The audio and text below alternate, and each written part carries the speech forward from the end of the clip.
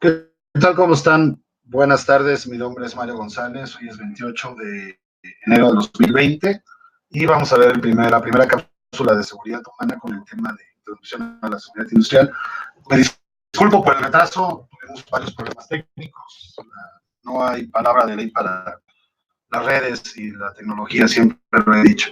Bien, voy a hablarles un poco sobre la introducción a la seguridad industrial. Y vamos a hablar un poco de los antecedentes del marco normativo y vamos a hablar también sobre los primeros pasos para implementarla, sobre todo para aquellas personas de las empresas que no están familiarizadas con la seguridad industrial. Bueno, hablemos un poco de los antecedentes históricos, desde el que el hombre está buscando el sustento diario, el hombre se ha encontrado una infinidad de riesgos allá afuera, ¿no? Hablando desde la intemperie, los elementos animales y el propio hombre, ¿no? Y hablamos primeramente de los antecedentes históricos de la seguridad industrial. El tratado más antiguo que se ha encontrado a la fecha fue en el siglo XVIII a.C., el Código de Hanbury, en Mesopotamia, que se puede considerar como el primer reglamento de seguridad laboral de la historia. Recoge normas de protección de débil frente al fuerte, definición detallada de indemnizaciones ante eventos dañosos, la creación de tribunales de conciliación, así como datos sobre prácticas médicas. Aquí nos está hablando desde que Mesopotamia, como sociedad organizada, ya consideraba una reglamentación en cuanto a la seguridad industrial.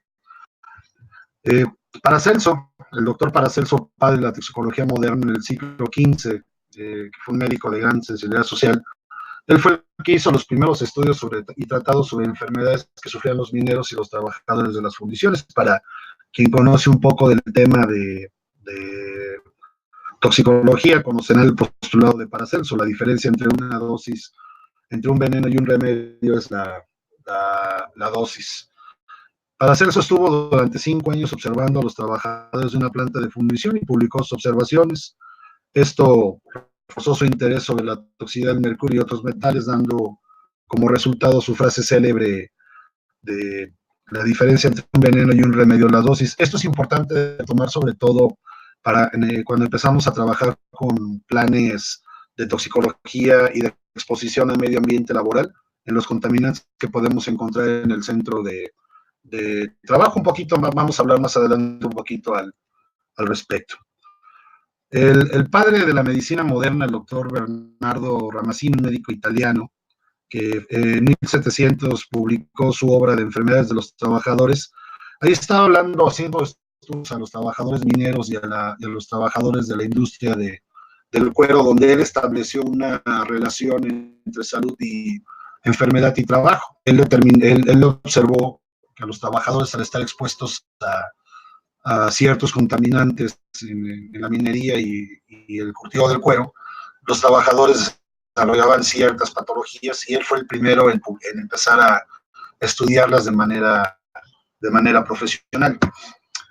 Ya llegando a tiempos más modernos, aquí en México, la seguridad está establecida en la Constitución. Lo que les estoy presentando, los abogados lo conocen bien como el Tratado de Kelsen. El Tratado de la pirámide de Kelsen, que establece una jerarquía para la jerarquización de las leyes, teniendo como vértice a la Constitución mexicana. En el 123 se señala la obligatoriedad de la seguridad en el trabajo de los patrones hacia los trabajadores. Y estableciendo ya jerarquía de lo que marca la Constitución como vértice, pues tenemos los tratados internacionales. Por ejemplo, México forma parte de los tratados de la Organización Internacional del Trabajo, donde México adquiere obligaciones normativas internacionales que debe implementar en México en el territorio nacional. Tenemos las leyes federales, estatales, reglamentos, normas, decretos y acuerdos. El marco jurídico mexicano está señalando las obligaciones de la seguridad en el trabajo que deben implementarse en todas las empresas. ¿Y qué es lo que nos marca nuestro marco jurídico? Bueno, tenemos la Constitución Política de los Estados Unidos Mexicanos, el 123 ya lo mencionábamos, la Ley Federal del Trabajo. De la Ley Federal del Trabajo se desprende el Reglamento Federal de Seguridad y Salud en el trabajo, que ya establece ya de manera concreta obligaciones con respecto a lo que tienen que implementar las empresas. Tenemos las normas oficiales mexicanas, que ahorita vamos a hablar un poquito de ellas. El tiempo no nos va a permitir hablar del gran universo de la normatividad mexicana. Tenemos los decretos de acuerdos y la normatividad estatal y municipal. Aquí puedo citar, por ejemplo, en este último punto, la obligación de contar con el programa interno de protección civil, que es una reglamentación de tipo municipal. Ya más adelante en otras cápsulas hablaremos sobre la protección civil. Bueno, respecto a la organización de las normas como instrumento básico de implementación de seguridad en el trabajo, la Ley de Metrología y Normalización señala que es facultad de las secretarías de los estados expedir normas oficiales relacionadas con sus atributos. En este caso, la Secretaría de Trabajo tiene dentro de sus atributos el vigilar la seguridad en las empresas, y esto lo hace a través de las normas oficiales mexicanas que la misma Secretaría publica. Las normas las clasificamos en 5 categorías: seguridad, salud, organización, normas específicas y de producto. Por ejemplo, normas de seguridad. Tenemos la norma 02 de protecciones contra incendio en los centros de trabajo, la norma 04, seguridad en maquinaria y equipo, la norma 05, seguridad con sustancias químicas, la norma 17 de equipo de protección personal, tenemos la norma 18 del sistema global armonizado, la norma 20 de recipientes sujetos a presión. Sobre salud tenemos la norma 10, referente a evaluación del medio ambiente laboral, contaminantes laborales, por citar algún ejemplo. En organización tenemos la norma 19, que señala la constitución de las comisiones de salud y seguridad. En el apartado de normas específicas tenemos normas relacionadas con minería, minas a cielo abierto, minas subterráneas, ferrocarriles, actividades del campo y actividades en aserraderos, y las normas de producto sobre especificaciones que debe haber, por ejemplo, con calzado de seguridad o los agentes extintores para los tipos de fuego que podemos encontrar. Cabe señalar que la obligación de las normas, la obligación de los patrones en cuanto a las normas es de observancia obligatoria en todo el territorio nacional y de los centros de trabajo a lo largo y ancho del país. ¿Cómo se constituye una norma? Lo mencionamos. Tenemos el grupo de normas de salud, normas de seguridad, normas de organización y normas específicas. Una norma se estructura de la siguiente manera. Primeramente, empezando por las obligaciones del patrón. Esto es muy importante porque ahí están señaladas 3 aspectos que vamos a mencionar. 1, la capacitación que los trabajadores deben de recibir. 2, la elaboración de procedimientos, normas, instructivos y registros que el patrón debe elaborar y conservar. Y 3, algunos estudios específicos. Voy a citar en este caso 2 ejemplos. La norma 2 de incendios. Una obligación del patrón es capacitar a los trabajadores en qué hacer en caso de incendio. Un instrumento administrativo o un registro es el plan de atención de incendios, que está en el capítulo 8 de la norma, y un estudio es el estudio para determinar el grado de riesgo de incendio. Eso puede ser un ejemplo.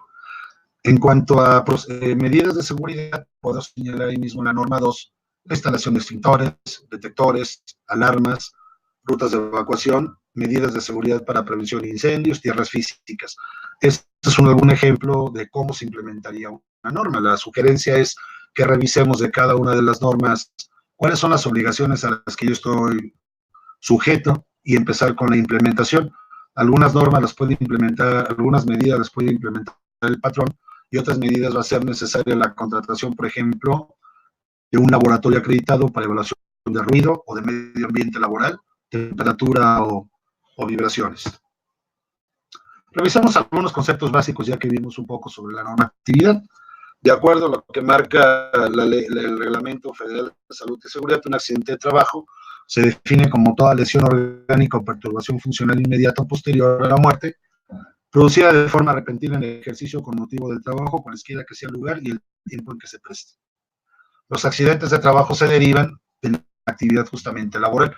Estos pueden ocurrir en el centro de trabajo, como puede ser una oficina o un taller o un almacén, pero también se considera como accidente de trabajo aquellos trabajadores que lo sufran fuera del centro de trabajo, si son, por ejemplo, repartidores, si su trabajo implica manejar vehículos fuera del centro de trabajo, pero al ocurrir dentro del horario laboral se considera accidente de trabajo. Por otro lado, otra definición básica que vamos a revisar también son los contaminantes del medio ambiente laboral causantes de enfermedades de trabajo, y se definen como agentes físicos, químicos y biológicos capaces de modificar las condiciones ambientales del centro de trabajo, que por sus propiedades, concentración y nivel, así como tiempo de exposición a acción, pueden alterar la salud del personal ocupacionalmente expuesto. ¿Dónde podemos encontrar contaminantes del medio ambiente laboral? Ruido, vibraciones, emisiones, por ejemplo, actividades de trituración, triturado, cadenas de soldadura, cadenas de pintura, procesos de cromado, es donde podemos encontrar contaminantes del medio ambiente laboral. ¿Cuál sería el personal ocupacionalmente expuesto? Los trabajadores que desarrollan este tipo de actividades. ¿Cuáles serían las opciones del patrón? Bueno, elaborar un muestreo para determinar el tipo de agente al que se expone el trabajador, su concentración, y en función del resultado de lo que arroje el laboratorio, implementar medidas de seguridad que pueden ser desde mascarillas para protección respiratoria o sistemas de extracción por presión negativa para extraer los contaminantes, perdón, por presión positiva para extraer los contaminantes del medio ambiente laboral. Bueno, hablemos un poco de actos y condiciones inseguros que van a dar como resultado un accidente o enfermedad de trabajo. La ley define los actos inseguros como las acciones realizadas por el trabajador que implican una omisión o violación de un método de trabajo o medida determinada como seguro. Es algo muy importante de recordar y tomar en cuenta. Muchos de los accidentes tienen su origen en actos inseguros. Ejemplos: no usar el equipo de protección, no seguir respetando una norma de seguridad implementada, operar equipos sin autorización o sin estar capacitado, abuso de alcohol o drogas, o no seguir lo que marcan los permisos de trabajo. Muchas empresas no toman en cuenta los actos inseguros. Algunas empresas son permisibles con ellos bajo la premisa de que no afectan la producción, no generan ningún gasto adicional o no afectan las condiciones de planta. Pero muchos actos inseguros van a derivar en accidentes de trabajo. Los más comunes pueden ser realizar trabajos en altura sin utilizar, por ejemplo, un arnés, o realizar trabajos de corte y soldadura sin haber eliminado combustibles alrededor, o contar con equipos contra incendio, por señalar algunos ejemplos. Otros pueden ser el operar grúas sin estar capacitado. Pasan muchos accidentes de montacargas donde la investigación del accidente derivó que el trabajador no estaba capacitado para el uso del equipo. Otra causa de accidentes son las condiciones inseguras. Estamos hablando de aquellas que derivan de la inobservancia o desatención de los procedimientos mediante seguridad dispuestos en este reglamento y normas referente al reglamento de salud y seguridad, y que pueden llevar a la ocurrencia de incidentes, accidentes y enfermedades de trabajo y daños materiales. Cuando estamos hablando de condiciones inseguras, estamos hablando de pisos en mal estado, por ejemplo, exceso de ruido, exceso de iluminación, exceso de emisiones, herramientas eléctricas que no están correctamente aisladas. Estamos hablando también de pisos resbalosos, por ejemplo, ausencia de medidas de seguridad como guardas en maquinaria y equipo. También las condiciones inseguras son causas de accidentes de trabajo. Muchas de estas condiciones inseguras no son atendidas por una sencilla razón, la económica. Muchas empresas consideran que no es necesario hacer una inversión para corregirlas. Ya que hablamos un poco de accidentes de trabajo, hablemos un poco también sobre sus causas básicas. El modelo de accidentes de la teoría del iceberg. Todos los accidentes nacen de actos y condiciones inseguros. Esa es su base, ese es su vértice. Los actos y condiciones inseguras van a llevar a incidentes con potencial de lesión grave. Ahora tenemos aquellos de primeros auxilios. ¿Cuáles son los accidentes de primeros auxilios? Donde el trabajador no requiere un manejo médico o un manejo quirúrgico para su cuidado, que pueden ser atendidos en la planta por medio del botiquín o la brigada de primeros auxilios. Aquellos que requieren tratamiento médico, donde el trabajador no se incapacita, no requiere manejo quirúrgico, pero el médico ya establece un tratamiento. Tenemos los accidentes que provocan lesiones con actividad restringida, y tenemos aquellos accidentes que provocan lesiones incapacitantes. Aquí podemos incluir desde aquellos donde el trabajador se va a su casa, ya perdió un día, o aquellos donde el trabajador va a tardar varios días o semanas o meses en regresar. Lamentablemente, muchas empresas solo toman nota cuando ya ocurre el evento no deseado que nadie queremos que ocurra. la muerte en el trabajo. Las causas más comunes de muerte en el trabajo la encabezan las caídas de altura, seguido de las descargas eléctricas y posteriormente la muerte en espacios confinados. Más adelante ya hablaremos de forma particular cada uno de este tipo de accidentes. Y bueno, los accidentes, ¿cuáles son sus causas? Ya mencionamos que son la exposición a actos y condiciones inseguros, por un lado, la exposición a agentes físicos, químicos o mecánicos, psicosociales o medioambientales, que van a derivar en la lesión personal, enfermedad profesional, incapacidad temporal, permanente o la muerte. ¿Qué vamos a hacer aquí? Pues identificar actos y condiciones inseguros y empezar a trabajar en su erradicación. Tenemos que quitarnos de la mente que mientras no afecte la producción, no debemos de hacer nada. Muchas empresas lamentablemente solo actúan cuando ya tuvieron un accidente. ¿Cuáles son las consecuencias de los accidentes laborales? Muchas personas de recursos humanos solo le dan el seguimiento para la parte normal, para la parte normativa, la parte legal y la parte de costo, pero no pensamos más allá del accidente, sus consecuencias. La pérdida de calidad de vida de las personas que sufren el accidente. Por ejemplo, una persona que sufre una amputación, que puede ser desde una falange, una mano o todo el brazo. Las pérdidas económicas para la empresa, un accidente cuesta dinero, señores.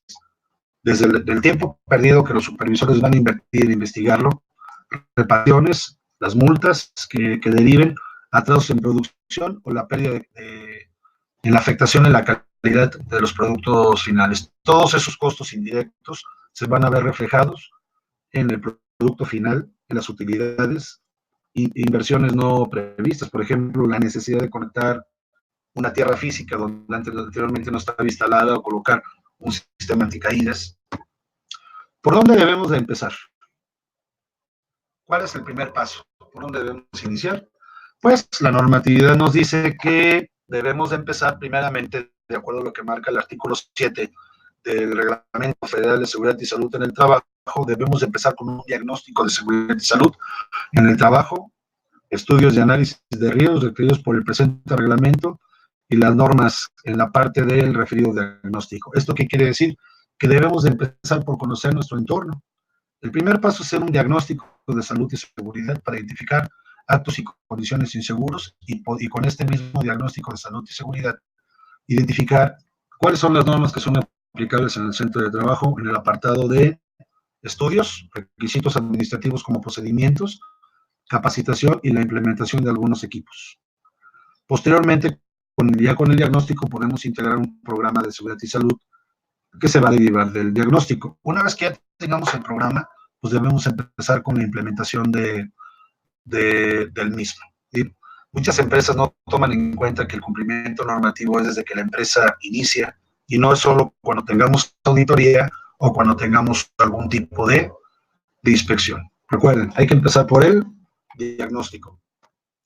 Y bueno, cierro mi plática y ya nos salimos un poco del tiempo por los retrasos, con lo que menciona el fundador del grupo Siemens, Werner von Siemens, señalando que la prevención de accidentes no debe ser considerada como una cuestión de legislación, sino como un deber ante los seres humanos y como una razón de sentido económico. Si interpretamos estas palabras del fundador de Siemens, si tenemos un ambiente seguro, vamos a tener trabajadores productivos y se va a ver derivado en reducción de costos y las utilidades de la empresa y el crecimiento de la misma compañía. Y bien, con esto ya cierro mi participación. Estoy a sus órdenes en mario.gonzález@spconsultores.com. Estamos para servirles. Disculpen los problemas técnicos. A veces no es posible y no está dentro del control de uno las redes sociales. Muchas gracias a todos y que estén muy bien. Y estoy a sus órdenes para cualquier duda que tengan y nos vemos en la próxima cápsula sobre salud y seguridad humana. Que tengan muy buena tarde.